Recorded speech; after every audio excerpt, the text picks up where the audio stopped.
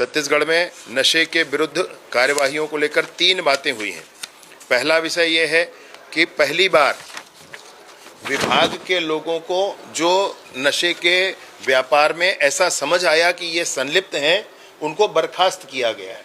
और जो लोग बर्खास्त हुए हैं उनको चूंकि उन्होंने अवैध नशे के कारोबार के आधार पर उगाही करके संपत्ति बनाई थी, इसलिए उनकी 1,80,00,000 की संपत्ति को भी अटैच किया गया है, फ्रीज किया गया है। अब आगे ऑक्शन किया जाएगा, उसमें आगे की प्रक्रिया।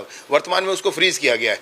ये अकेले बिलासपुर जिले में 4 लोगों को टर्मिनेट किया गया, टर्मिनेट, सस्पेंड नहीं भाई, टर्मिनेट किया गया है विभाग से, पुलिस विभाग से, और उनकी संपत्ति 1,80,00,000 को फ्रीज किया गया है। ये सिर्फ बिलासपुर का है। ऐसे अन्य जिलों में भी कार्यवाहियां हुई हैं।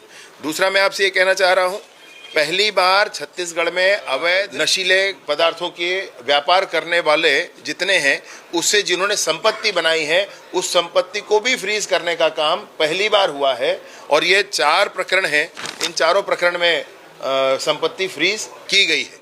ये पहली बार हो रहा है छत्तीसगढ़ में। इसके अतिरिक्त एनडीपीएस केसेस के में पिट एनडीपीएस के अंतर्गत प्रकरण बनाना और उस पर कार्रवाई करना, 180 से अधिक प्रकरण बने और 47 लोगों को अभिरक्षा में लिया गया है पिट एनडीपीएस केसेस। यह भी छत्तीसगढ़ में पहली बार हुआ। यानी कि छत्तीसगढ़ में नशे के विरुद्ध पुलिस ने जो किया है, उसमें अपने ही विभाग के कर्मचारी अगर वो संलिप्त हैं तो उनको बर्खास्त करना और उनकी संपत्ति को फ्रीज करना।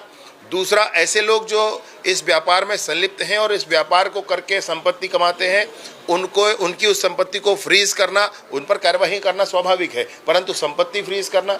तीसरा, एनडीपीएस एक्ट के अंतर्गत पिट एनडीपीएस यानी कि प्रिवेंटिव एक्शन लेकर के, पहले से ही ये मान करके, समझ करके कि जिसके पीछे जिसकी हिस्ट्री है उसको पहले ही अरेस्ट करना।